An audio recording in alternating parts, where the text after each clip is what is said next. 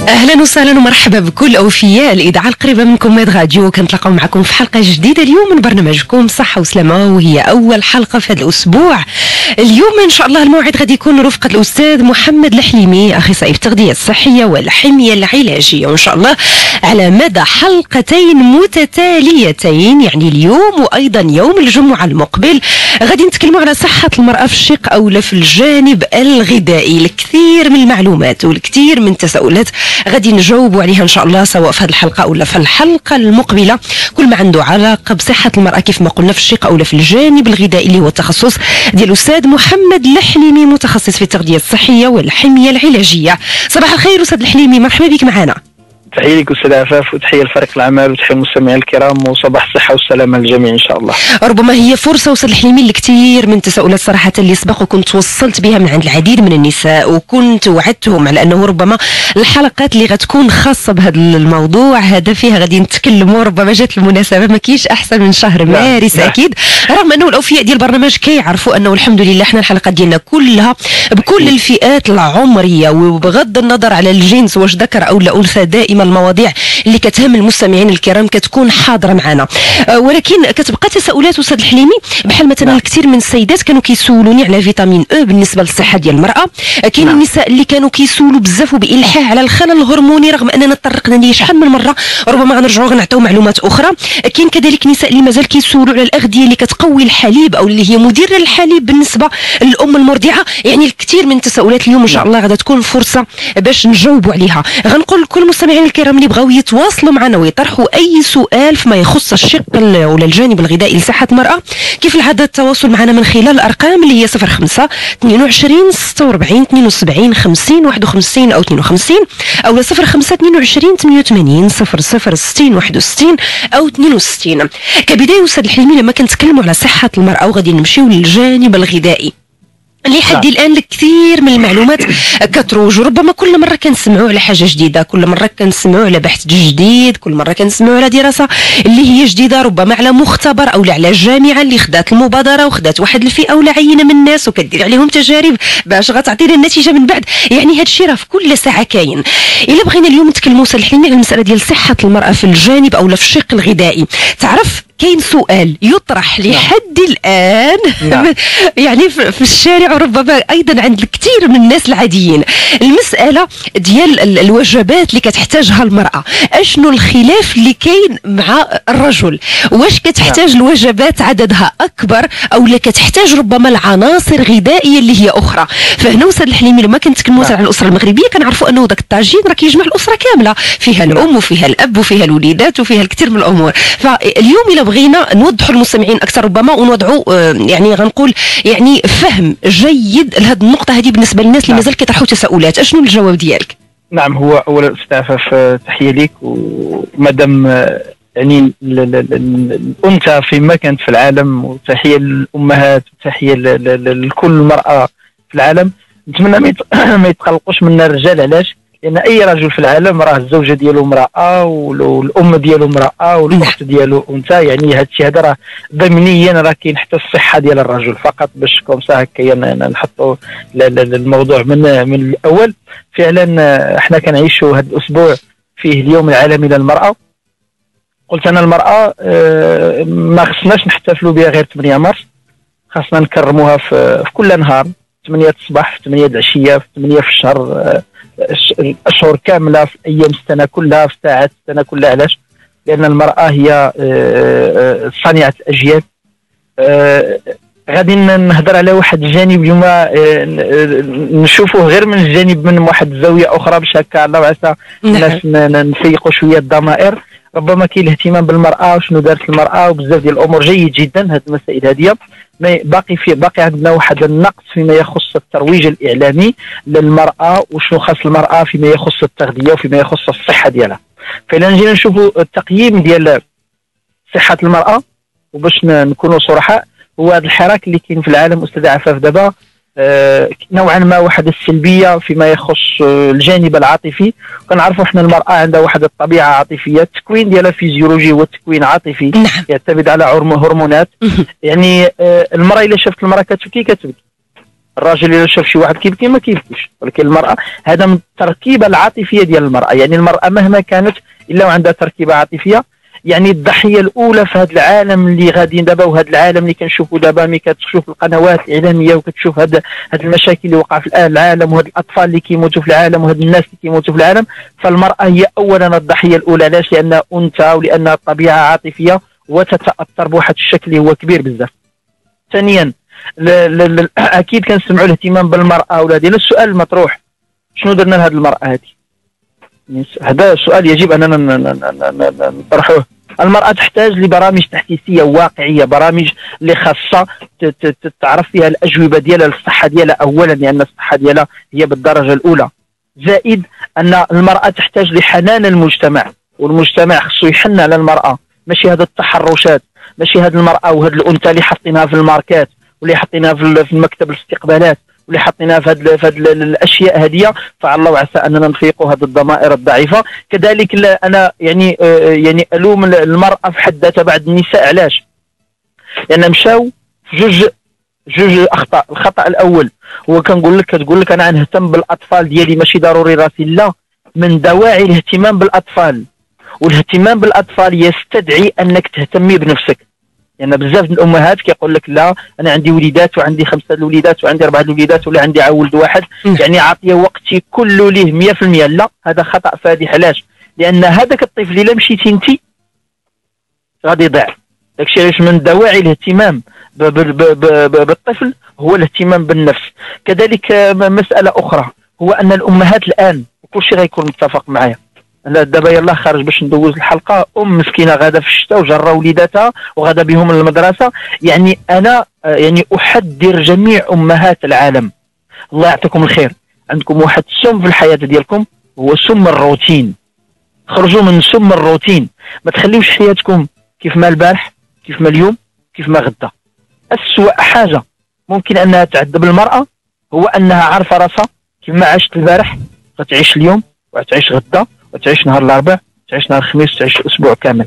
خليو حياتكم فيها حوايج جداد كل ساعه، كل دقيقه، اما بكلمه او لا بتصرف او لا بابتكار او لا. راه ممكن نبتكروا في الكلمات، ممكن نبتكروا في بزاف ديال الامور. الابتكار راه ماشي ضروري دير واحد براءه اختراع وتخرج شي حاجه، ممكن تبتكر واحد الحاجه كيفاش تتعامل مع الطفل ديالك. اذا الروتين ثم الروتين ثم الروتين، هذا هو السم القاتل ديال المراه مهما كانت في العالم. وهنا كيبقاو فيها نساء العالم اللي كيعيشوا واحد، سواء كان في العمل، سواء كان مع الاطفال، سواء كان مع الحياه اليوميه. فهذا روتين قاتل، خصكم تبدلوا حياتكم، وكل حاجه ممكن الانسان يكون عنده هو الجديد. فعلا استاذ عفاف، السؤال اللي طرحتيه هو سؤال مهم جدا. علاش؟ لان القران الكريم الله سبحانه وتعالى كيقول وليس الذكر كالانثى. هذه واضحه. علاش؟ لان جسم الانسان بصفه عامه سواء كان ذكر او انثى عنده لو سيستيم هرمونال، نظام الهرمونات، وعنده لو سيستيم نيرفو، الجهاز العصبي، وعنده لو سيستيم ايمونيتير، الجهاز المناعي. كاين انظمه اخرى ولكن هذا الا خدينا غير هذا الثلاثي هذا فهو يختلف بين المراه والرجل. نعطيو مثال، مثلا لو سيستيم هرمونال، النظام الهرموني. تحيه لكل رجال العالم. اقول ربما استسمح نتحدث عن الذكور الرجال، لان كاين ذكور اللي هم ماشي هم رجال. انا اتحدث عن الذكور الرجال، تحيه لهم. لان كاين، واتحيه لاي انثى، وما كنقصدش انا لان كان التحيه للانثى اللي تزادت انثى، لان كاين عاوتاني اللي رد راسو انثى بطريقه هذا. هذه اشياء اخرى ان شاء الله الا كانت فرصه نهضروا على الاسباب. يجب اننا نوقفوا على هذه الطابوهات، يجب نوقفوا ان على ابناء العالم وابناء الاطفال ديالنا اللي ولاو كيبغيو يديروا شي اشياء اخرى من حيث بزاف الامور، والناس راه كيعرفوا واش كنهضر. يجب اننا نهضروا عليها لان هذا الشيء عنده علاقه بالجانب الهرموني مباشره. فقلت انايا الجانب الهرموني مثلا وليس الذكر كالانثى. شنو كيفرق الذكر على الانثى؟ ان الذكر بزاف ديال الاستروجين، دابا كنهضر على النظام الهرموني، شويه ديال التستوستيرون. الاستروجين هو الهرمون الذكري، لا عفوا التستوستيرون هو الهرمون الذكري، الاستروجين هو الهرمون الانثوي. الانثى بزاف ديال الاستروجين، شويه ديال التستوستيرون، لانها انثى. شوف دابا الان الاطفال اللي كيكون عندهم طالع الاستروجين كيولي عنده الثدي، كيولي عنده لي هونش، كيولي عنده بزاف الامور. يعني يتغير فقط هرمونات تغير الطبيعه المورفولوجيه ديال الانسان.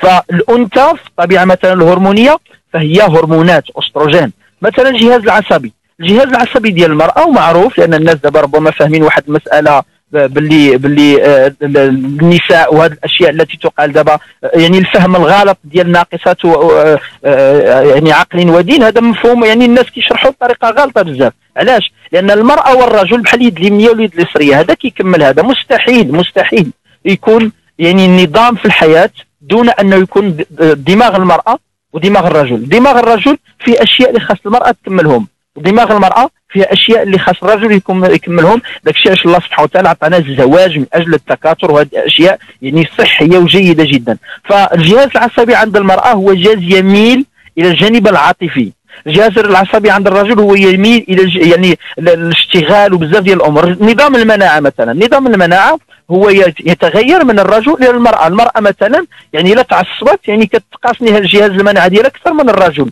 وهادشي قلت انا يا المراه اذا شافت المراه تبكي فهي تبكي، والرجل اذا شاف الرجل يبكي فهو لا يبكي. هادشي كامل حنا عطيت فقط يعني نظام هرموني، النظام الجهاز العصبي ونظام المناعه، فهذا يتغير من المراه الى الرجل ونحسموا فيها يعني بشكل علمي. فتغذيه المراه تختلف عن تغذيه الرجل. يعني اذا كانت المراه تضاهي الرجل في الاكل ديالها وتسيره في الاكل ديالها، فالان المراه عندها مشكل هرموني، عندها مشكل في الجهاز العصبي، وعندها مشكل في المناعه. هذا هو اللي عطانا مرض السكري. والنساء يعني ملي كيمشيو للامراض كنلقاو النساء هي النسبه الكبيره.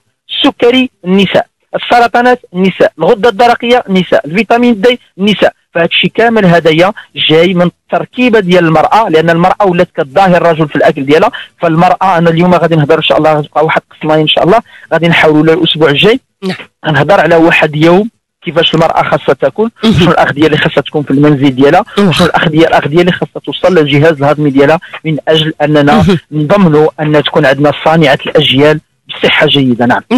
الكل مستمعي الكرام اللي بغاو يتواصلوا معنا 05 22 46 72 50 51 او 52 او 05 22 88 060 61 او 62. ثلاثه ديال النقاط انا بالنسبه لي رئيسيه جدا في البرنامج وخصنا نوقفوا عندها، ذكرتيها مشكور استاذ الحليمي. تكلمتي على جهاز المناعه، تكلمتي على الجهاز العصبي، وتكلمتي على الهرمونات.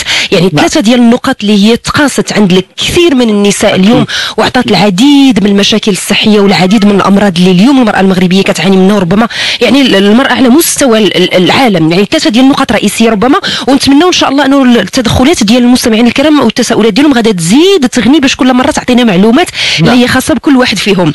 غادي نمشيو نستقبلوا في اول مكالمه معنا سميه على الخط من مدينه الرباط. مرحبا بك سميه. السلام عليكم. وعليكم السلام ورحمه الله. سميه الحمد لله. مرحبا بك دكتور الحليمي. اهلا وسهلا. كنشكركم بزاف على البرنامج ديالكم وعلى البرامج كاع ديال الميديا. شكرا جزيلا سميه، مرحبا بك. الله يخليك. بغيت نسول الدكتور الحليمي، انا كنعاني من الحرقه ديال المعده.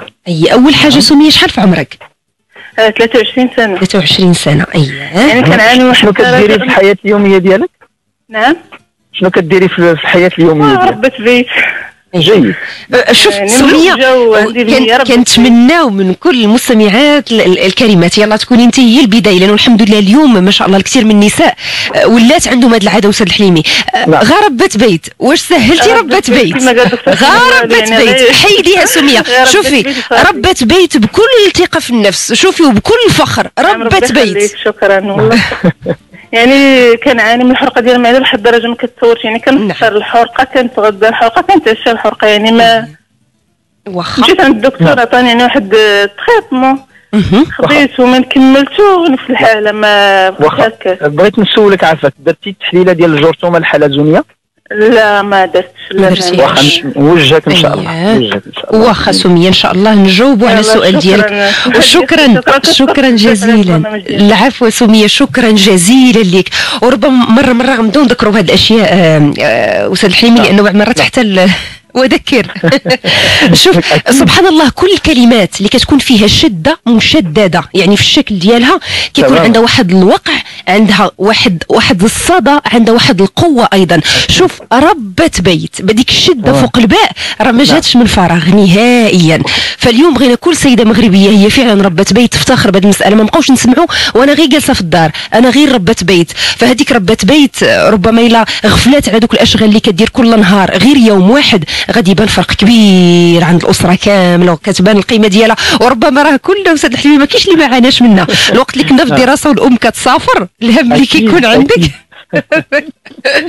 هو استاذ عفاف سبحان الله كنقولوا حنا رب العمل. نعم. يعني هو المدير ديال العمل. يعني كاين عمل، كاين مؤسسه، كاين شركه، هكاك حاوتاني المنزل. الا كانت شي مؤسسه يعني تؤسس للمجتمعات واللي اذكياء راهم ردوا البال، هي الاسره. ملي كنقولوا ربات بيت، انا بالنسبه لي استسمح جميع المهن، انا احترم جميع المهن. نعم. الا كانت شي مهنه اللي كونات هذوك الناس اللي ولاو عندهم هذه المهن، فهو اي واحد دابا واي وحده راه في مهنه الا تكونت على يد واحد ربات بيت. كيف ما كانت يعني واخا تكون انسان، كيف ما كانت المهنه الان اللي كتمارس المراه، فانا احترم اي مهنه واخا غير هو هذيك المراه ملي كتمارس المهنه دابا، فالام ديالها المهنه ديالها كانت هي ربات بيت. يعني ربات بيت هي صانعه الاجيال وصانعه هذه الحضارات اللي كاينه دابا. فالمراه والرجل كذلك هما صناع الحضاره. فالمساله ديال ربات بيت ما نستهنوش بها. علاش استاذ عفاف الناس كيتذكروها بهذه الطريقه هذه؟ لان المجتمع ديالنا يروج لهذا الضعف هذايا، المجتمع ديالنا يروج يعني بنسبه كبيره كنبقاو نقراوها في بزاف ديال الاشياء وبزاف ديال المقالات وبزاف ديال هذه. مي غيولي المجتمع ماشي نصحوا ماشي نصحوا المصطلح، نرجعوا له الاصل ديالو. مي غترجع ربات بيت عندها واحد يعني هادشي كامل مرتبط بعضياته.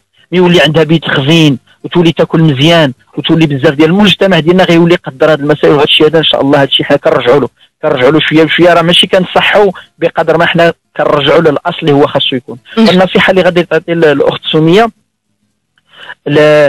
لهذا المشكل ديال حرقه المعده او القرحه اللي كنسميوها كل واحد كيفاش كيسميها، فعلا من الامراض اللي ولات كتقيس المراه بنسبه كبيره. المساله هي مساله تتعلق بالهرمونات. علاش؟ لان الناس باش ما يصيبكمش هذه الامراض، الله يعطيكم الخير. وهذه نصيحه تذكروا انا ما نعطي اليوم غير فقط حنايا عندنا الاسبوع ديال المراه، الاهتمام بالمراه. اما المعلومه اللي غنعطيه هي سائره حتى على الرجال. فاي مراه قبل ما تاكل خاصها تتمتع بلا فاز السيفاليك.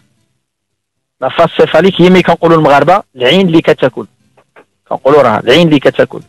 الان المراه اي وجبه بغيتي تاخذيها يجب انك توجد راسك لهذاك الوجبه. ما يمكنش تكون غادي للعرس ويعيطوا لك ساعه المكانه ويقول لك اجي العرس او لا اجي لواحد الحفل. فضروري كيعلموك بواحد 15 يوم ولا واحد 10 ايام ولا ما عرفتش انا هاد البروتوكولات وهاد العقد كل واحد وكيفاش عنده. فقلت انايا ضروري توجد راسك لهاد الوجبه هاد. ملي كنشوفوا الاكل ونحطوا الاكل وندوزوا بشويه ولا يكون معنا وليداتنا وكل واحد يحط بيصل هذه، ثم كتبدا لا فاستيفاليك. المهم شنو هو في هاد لا فاستيفاليك؟ الناس المغاربه قالوا العين اللي كتاكل. الاهميه ديال هاد العين اللي تاكل كبيره بزاف. علاش؟ لان في الجسم ديالنا كاين انزيمات. شنو هي الانزيمات بشكل بسيط؟ هي المقوصه ديال البروتينات، المقوصه ديال بزاف العمليات في الجسم ديالنا.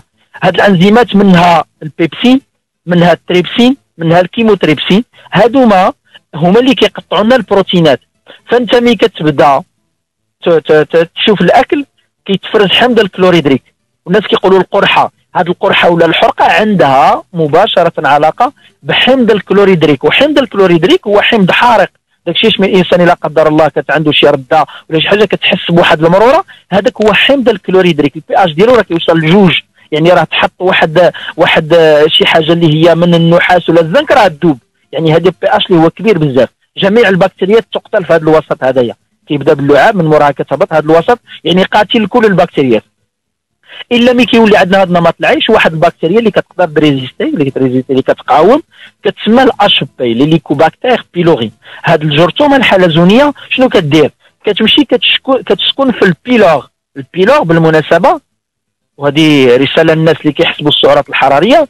البيلور هو اللي كيحسب لنا السعرات الحراريه ديالنا بواحد الدقه باقي ما وصلهاش الكائن البشري الان. يكون عندك الميكرو بروسيسور ماشي غير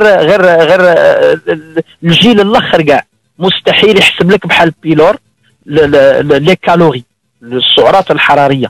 يعني حنا بغينا اننا نحسبوا السعرات الحراريه عندنا البيلور اللي كيحسب السعرات الحراريه. كتمشي كتسكن في هذا البيلور. داكشي البيلور هو واحد العضو واحد الخاتم اللي كيربط بين المعده والامعاء. كتسكن تما داكشي اش كتسمى ليليكوباكتير بيلوري. إليكو لان كتشبه الهليكوبتر، باكتير لان بكتيريا، بيلوري لان كتسكن في البيلور.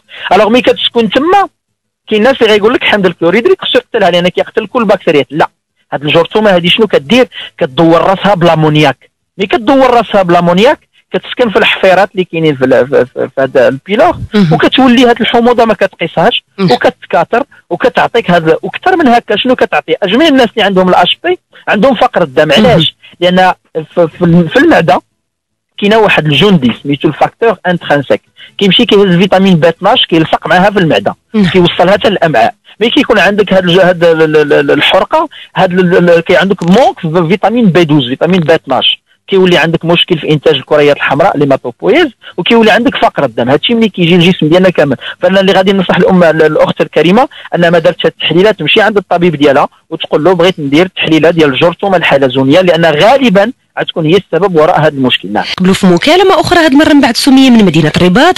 غادي نمشيو نستقبلوا ليليا على الخط معنا من فرنسا. مرحبا بك ليليا. ليليا معنا؟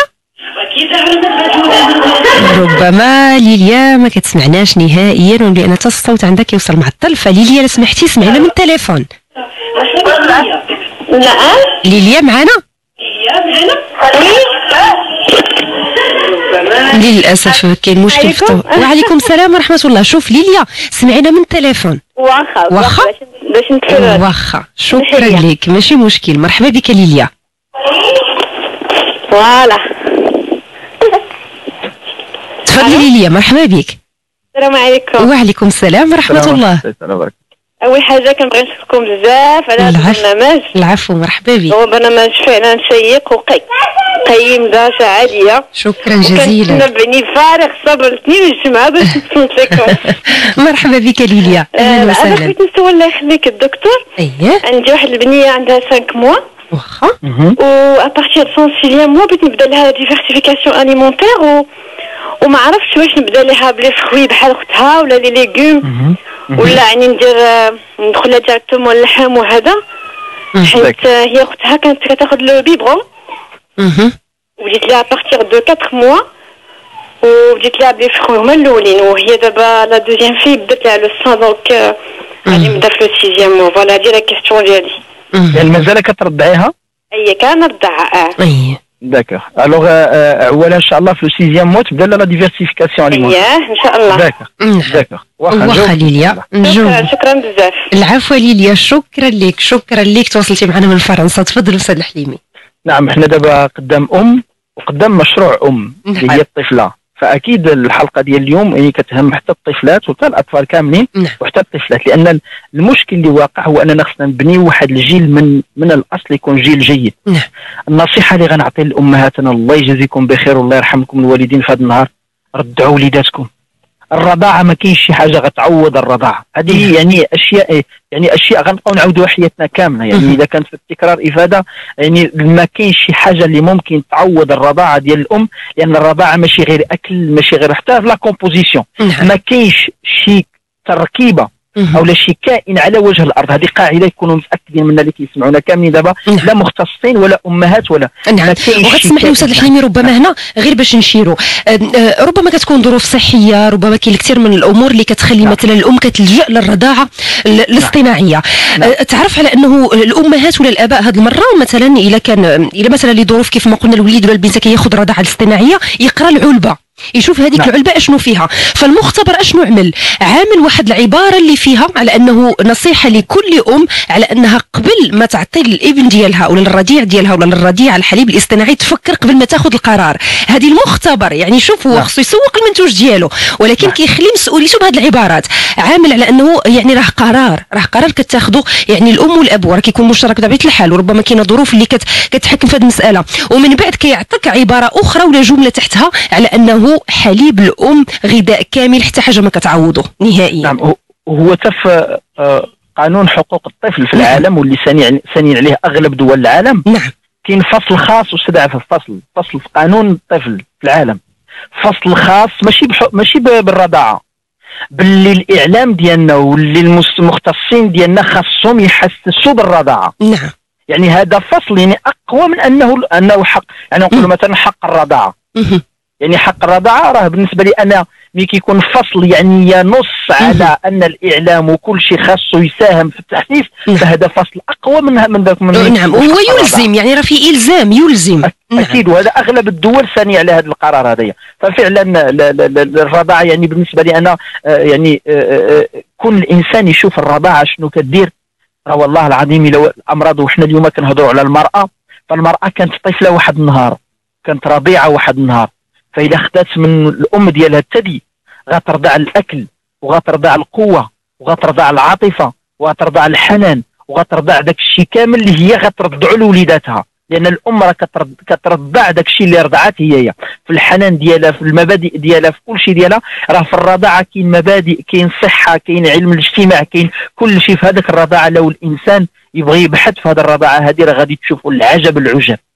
لا نتمنى هذا موديول في الجانب الاكاديمي، نتمنى يدخل هذا الموديول ديال الرضاعه يكون في الجانب الاكاديمي موديول خاص بالرضاعه باش نعرفوا شنو اهميه الرضاعه. ممكن نديروا موديول في الرضاعه يكون فيه 60 ساعه فقط في الرضاعه الطبيعيه، لان اهم حاجه صانعه الصحه ديال الانسان.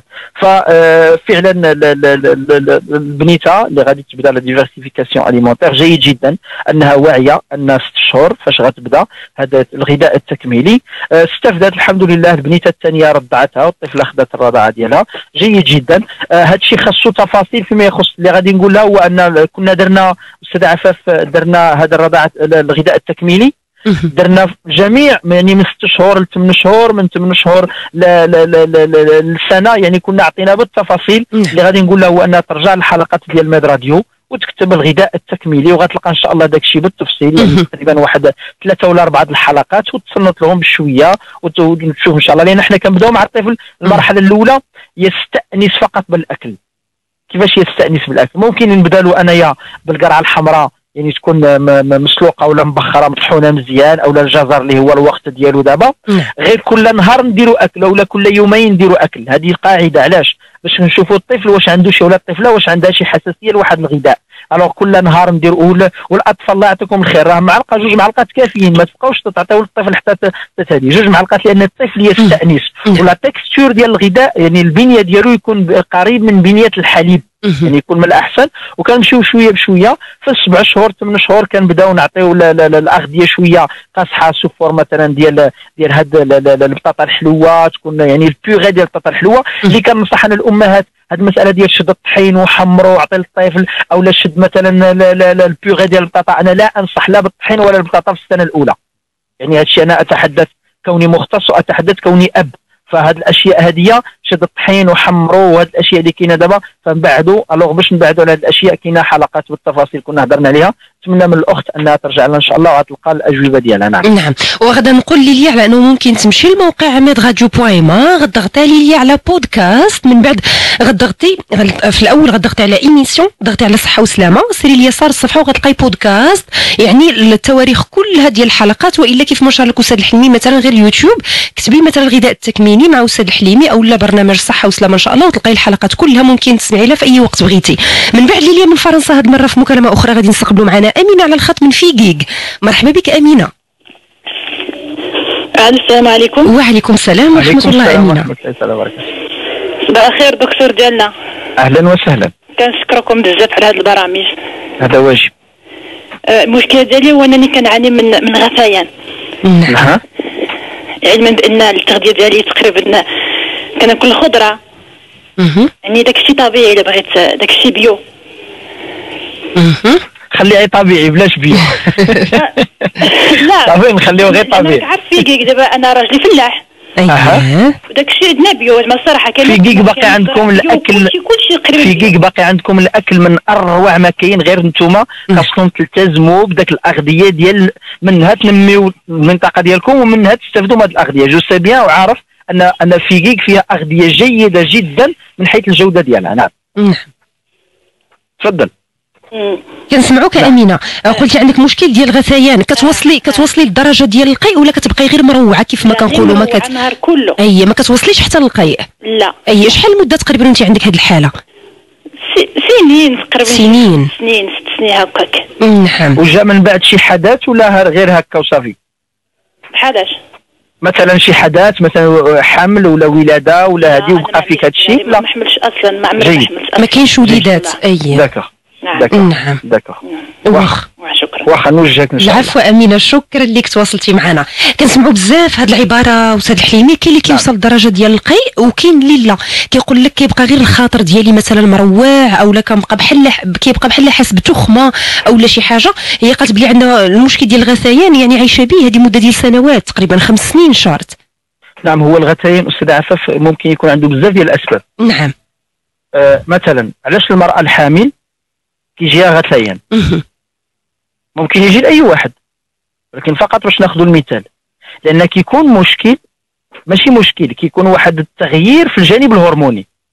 هكاك عاوتاني انسان كتلقى مثلا بنيته، وهنا حنا باقيين في صلب الموضوع، نعم، في الصباح ديال الامتحان. علاش عادة البنيتات كيجيهم هاد الغثيان؟ اي فعلا، وكاين كاع بنيتات اللي كيوصلوا للقيء. نعم. علاش البنيتات بالضبط ماشي الدراري؟ ها هو الله سبحانه وتعالى كيقول وليس الذكر كالانثى، لان السيستم هرمونال ديال الانثى ماشي هو ديال الذكر.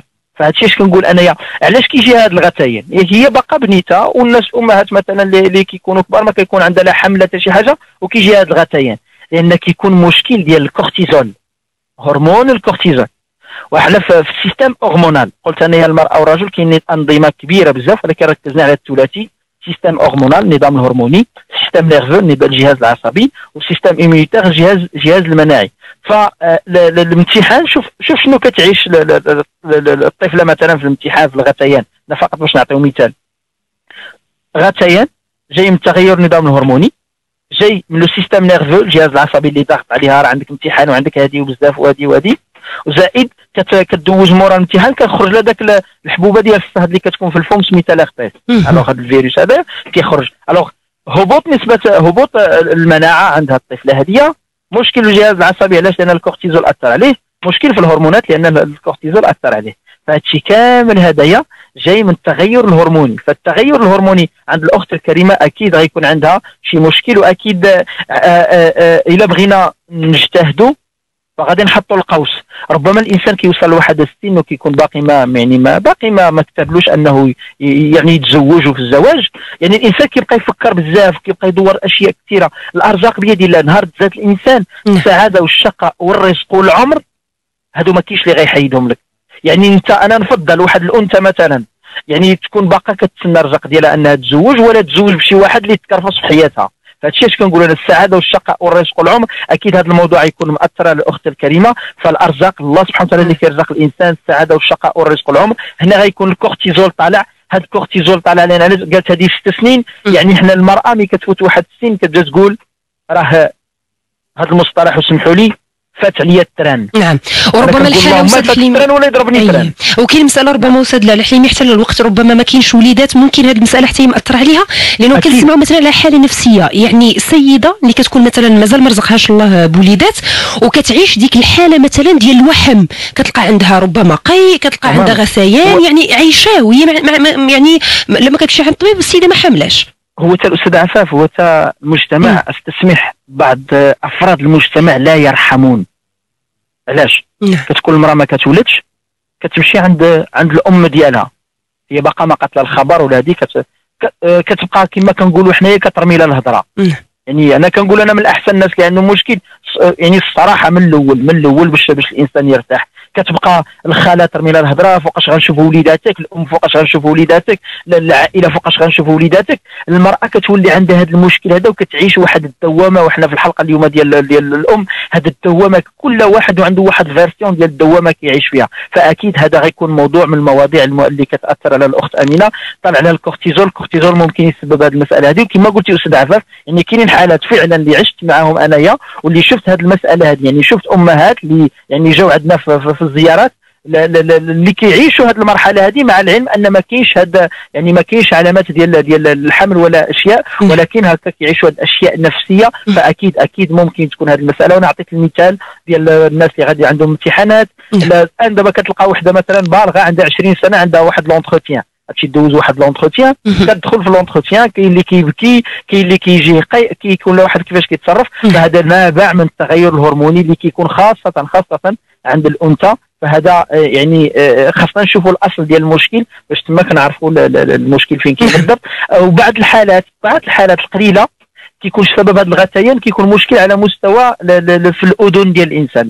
الانسان كما كتعطينا لا ميغرين والشقيقه ممكن تعطينا هذا الغثيان وهذا الدوخه، وهذا الشيء راجع لواحد المشكل اللي كيكون في الاذن. يعني الا كانت الاذن ما فيهاش مشكل فاكيد غيكون مشكل هرموني او لا، وهذا الانسان كيكون او واحد سو بريسيون، واحد الضغط ديال شي حاجه اللي هي يعرفها شنو هي. نعم واخا نمشيو هاد المره دائما نتواصلوا مع المستمعين الكرام. هاد المره غادي نستقبلوا معنا حسين على الخط من مدينه الدار البيضاء. مرحبا بك حسين. الله يبارك فيك. السلام عليكم. وعليكم السلام ورحمه الله. حسين شكرا اختي بزاف وشكرا الدكتور. العفو مرحبا. عافاك. بغيت نسول عن شي على المدام ديالي. اييه عندها المشكل في المعده. هي كتاخذ الدواء وعندها ما عرفتش واش طرحت المعده ولا شنو بالضبط. لا تقدر تعطينا المشكل بالضبط اللي عندها؟ ما عرفت المشكل اللي عندها. هي راه متبعه مع الطبيب. دابا هي ما كتفطرش الصباح، ملي كتفيق الصباح ما كتقدرش تفطر، ما كتفطرش نهائيا حتى الغداء.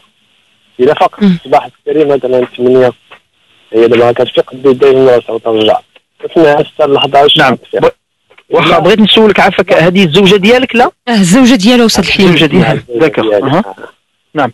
ما كتقدرش يعني ما تفطرش نهائيا، ما كتفطرش. الا فطرت يعني حيت تكون كتقيه يعني ما خصهاش تفطر حتى الغد. واذا فطرت دائما يعني الا فاقت بكري عاد تفيق بكري وما ترجعش للناس، يعني كيكون عندها هذا المشكل.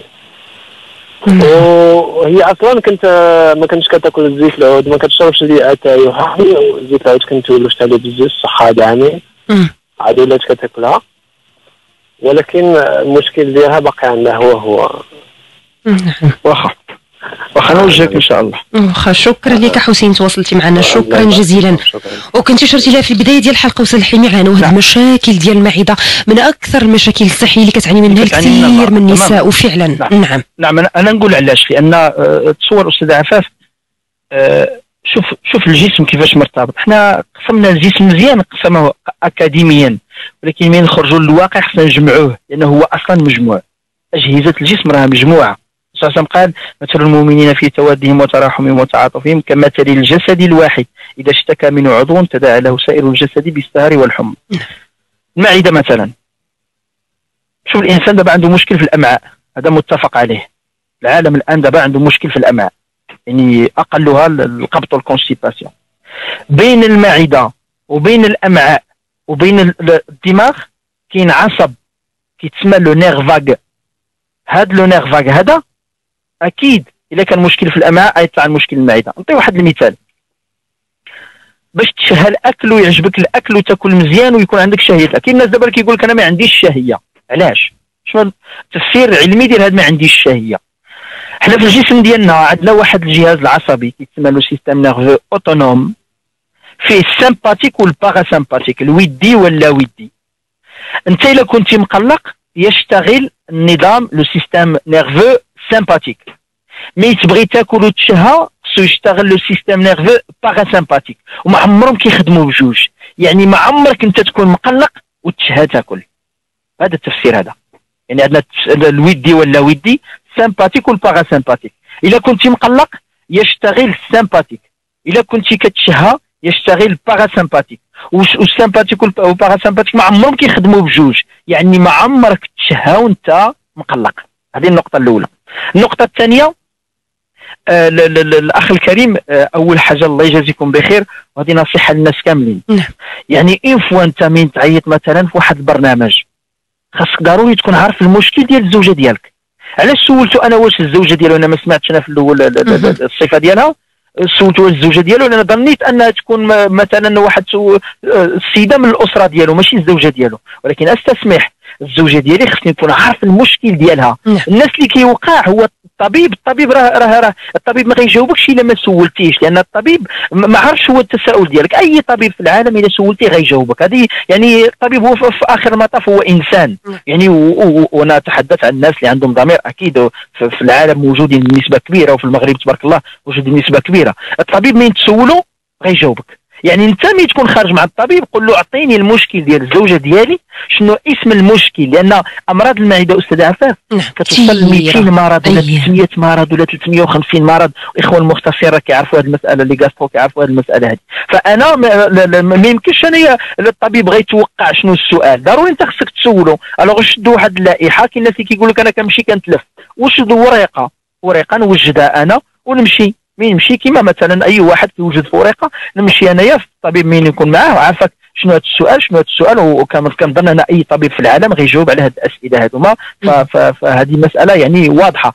لا المساله اللي الاخ الكريم ننصحوا بها انا، مادام كاين هذه الطريقه اللي كتعامل به الزوجه ديالو، ضروري يمشي يشوف لا فيزيكول بيليار، يمشي يشوف المراره، ضروري يمشي يشوفها، لان بعض المرات كتعطي هذه الاعراض هذوما، اعراض ديال الانسان كيكون مروع، ما باغيش ياكل، بزاف ديال الامور، الشهيه ما كايناش، القاي، لي نوزي، لي فوميسمون، هاد الاشياء هاديه، فما فيها باس تمشي يشوف هاد المراره هاديه، ويشوف ان شاء الله. نتمنى انه يعيطنا مره اخرى ويعطينا اسم المرض، لان المعده راه عندها امراض كثيره، باش نعرفوا اننا شنو ممكن نوجهوا فيما يخص الاشياء هذه. الحمد لله عندنا دي غاسترو في المغرب اللي كفاءه عاليه، اي واحد الطبيب ديالو مشى عنده راه غادي يسولوا اكيد جميع الاسئله ديالو. نعم.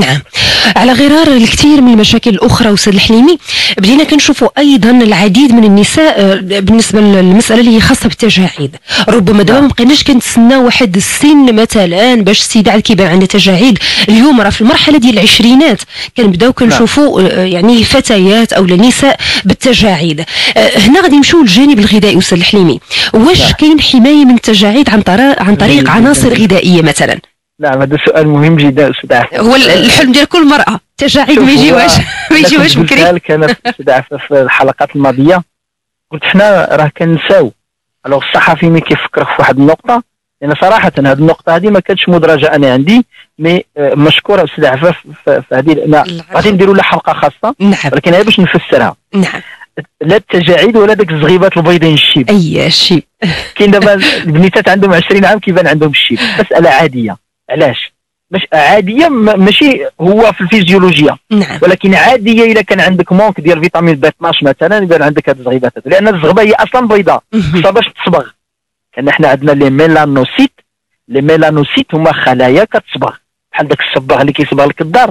عندك لي ميلانوسيت فين كاينين في الشعر، كاينين في الجلد، وكاينين في العوينات. الوغ العوينات كاين اللي كتلقى عنده كحلين، كاين اللي كتلقى عنده رماديين، كل واحد وكيفاش كتلقى. هاد المسائل هاديه هادو كيتسموا لي ميلانوسيت. التجاعيد، تصور استاذ عفاف التجاعيد لا تتكون الا بنمط العيش ديالنا وخاصه التغذيه. علاش؟ انا غادي تجي فقره ان شاء الله من الفقرات اللي غادي نديروا واحد سلسله حلقات سميتها حراس الخليه، وهنا غادي نربط بين التجاعيد وبين الفيتامين او اللي شرتي له استاذ عفاف في اول الحلقه. هذا التوكوفيرول، هذا الفيتامين او، تصور استاذ عفاف الا شدينا الفيتامين سي والفيتامين او، شنو الفرق بيناتهم؟ الفيتامين سي لاسيد اسكوربيك هيدروسولوبل، دائب في الماء. فيتامين او يعني دائب في الماء كيبقى برا الخليه. فيتامين او هو ليبوسولوبل، دائب في الدهون. تصور الفيتامين او حارس من حراس الخليه. الجلد هو خليه، الكبد هو خليه، كل شيء خلايا. اذا نجيو للتجاعيد. التجاعيد هو كيقيس المشكل، كيقيس الجلد. والجلد شنو هو؟ بحال ديك المطله اللي كنعسوا عليها سميتها المطله ديرميك. المطله ديرميك بكل ما تحمل الكلمه من معنى، يعني سميتها المطله ديرميك. شنو فيها؟ فيها ليبيديرم، فيها لوديرم، فيها ليبوديرم. الوغ هاد المطله ديرميك تصور شنو كيوقع فيها؟ كيوقع واحد العمليه كتسمى لا غليكاسيون. داكشي علاش الاخوان الاطباء كيمشيو يعطيو المريض السكري ليموغلوبين غليكي. هاد ليموغلوبين غليكي باش كنشوفوا لا غليكاسيون، كل ما طلعت كل ما مشكل. لا غليكاسيون كتوقع على مستوى الجلد. ملي كتوقع على مستوى الجلد شنو كيوقع؟ كطيح هذيك المطله ديرميك. المطله ديرميك الجلد ديالنا كيطيح، ملي كيطيح كيولي ما يسمى بالتجاعيد. هذه غير اللي كاينين دابا. باش كتوقع هذه المساله بجوج حوايج، ما كاينش ثلاثه. مشكل ديال حراس الخليه كيكون ناقصين. شنو هما حراس الخليه؟ عقلوا عليهم كثيرين بزاف. الفيتامين سي، الفيتامين او، الاولوغوبيين، الريسفيراترول، ماده كاينه في العظم ديال التمر ديال الزبيب. العظم ديال الزبيب فيه ماده يعني من افضل المواد على وجه الارض، اللي كاينه في العظام ديال هذا الزبيب هذايا. فقلت انا هاد حراس الخليه غنديروا لهم حلقات ان شاء الله مكثفه. اللي كيوقع في هاد لي غيد وفي هاد التجاعيد هو ان عندنا في الجسم ما يسمى لو ستريس اوكسيداتيف. ما يمكنش نقصوا من هذا لو ستريس، ما يمكنش نقصوا منه. باش كنواجهوا، لان حنا الناس عاده كنسمعوا مضادات الاكسده وكاينه مفعلات الاكسده، لي زونتي اوكسيدون لي برو اوكسيدون. لي برو اوكسيدون هما هاد الاكل اللي كناكلوا هاد الاشياء. دابا ما عندناش لي زونتي اوكسيدون. لي زونتي اوكسيدون ما غنلقاوهمش الا في الخضر، الا في الفواكه، الا في زيت الزيتون، الا في القمح ديال الشعير، الا في الاشياء الطبيعيه في الفواكه الجافه. فهنا فاش كيلقاو لي زونتي اوكسيدون.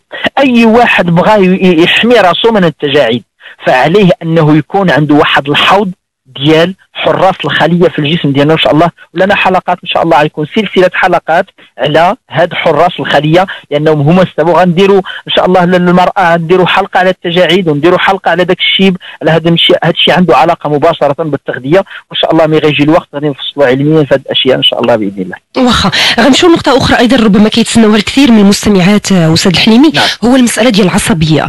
اليوم كنسمعوا من كثير من الامهات كتقول لك كنحاول ندير الخاطر مع الوليدات ديالي، كنحاول مثلا ما نتعصبش. ربما كاين امهات اللي من بعد كيوقعوا حتى في التانيب نوعا ما. ربما كتقول لك ما كنبغيش وليداتي يشوفوني في واحد الحاله مثلا وانا معصبه وانا وهاد الامور كامله، ولكن ديك السيطره ما كتكونش. وكنتكلموا مثلا الام اللي كتقول لك انا عندي 4 ولا 5 ديال الوليدات وكنتخيل مثلا كيشوفوني ديك الحاله، ربما كيكون عندها هي داك المساله ديال مستقبلا يقدروا ياخذوا ولا يورثوا منها نفس الحاله ديال العصبيه. هاد العصبيه اللي كنشوفوها اليوم عند الكثير من النساء وفي سن اللي هو مبكر استاذ حليمي، ربما ما مرتبطش غير بالمسؤوليه. حتى كنقولوا راه حتى كتولي زوجه وكتولي ام عاد كتبان عندها. لا، راه كنتكلموا على مثلا فتاه اللي هي مازال شابه وكتعيش هاد العصبيه هذه. كاين اسباب معينه؟ نعم. هو استاذ عفاف الله وعسى ان الضمائر تفيق في مجتمع، تصور مجتمع كنعيشوا الان بنيته عندها 16 عام عندها سرطان الثدي. نعم. هذه حاله كاينه حاله فعلا 16 سنه عندها حسن 20 سنه عندها مشكل في الغده الدرقيه. شنو درنا لهذا الانثى؟ شنو درنا لهذه المراه ديال غدا؟ شنو درنا لهذه المراه ديال اليوم؟ شنو قدمنا فيلم فيه فيلم مده ديالو 5 سنوات، كل حلقه كتبكي المراه. الان دابا عندنا نساء في المغرب كل حلقه. مازال معنا استاذ الحليمي؟ للاسف انقطع معها الاتصال وحنا وصلنا لنهايه الحلقه، حلقه اليوم في برنامج صحه وسلامه، وكانت على صحه المراه في الشق اولى في الجانب الغذائي. غنذكر المستمعين الكرام انه ان شاء الله الحلقه المقبله الموعد اللي كيكون مع الاستاذ محمد الحليمي كل يوم اثنين وكل يوم جمعه، فان شاء الله يوم الجمعه المقبل غادي يكون الجزء الثاني دائما لصحه المراه في الجانب الغذائي. نعم نذكر الناس ان شاء الله بهذه المناسبه ديال اليوم العالمي للمراه. غادي يكون ان شاء الله نهار 7 في الشهر، هاد الاربع هذا يعني 7 في الشهر غتكون محاضره غادي تكون فيها المراه ويكون فيها الطفل. غتكون في دار الثقافه في مدينه طنجه. دار الثقافه معروفه، هذا صرح اعلامي كبير يعني يلا تصاوب في طنجه، سميتو احمد بوكماخ. هذا دار الثقافه جديد في احمد في هذا دار الثقافه هذه. ان شاء الله نتمنى من الامهات كلهم يجيو حتى الاباء، لان غيكون لقاء رائع جدا على اساس ان 8 في الشهر عاوتاني نهار 8 في الشهر. اسمح لي استاذ الحليمي، عطيتي الموعد ديال اليوم الاربعاء 7 مارس في دار الثقافه احمد بوكماخ مدينه طنجه. اذا 4:30 فعلا الموعد اللي كنت غنسول عليه في 4:30. هذا نهار 7 في الشهر. نهار 8 في الشهر عاوتاني في مدينه طنجه، نهار 8 في الشهر غادي يكون لقاء ان شاء الله باذن الله عاوتاني مع الموضوع اخر حول الطفل والمراه. ان شاء الله غيكون في دار الصحافه مع 4:30 كذلك.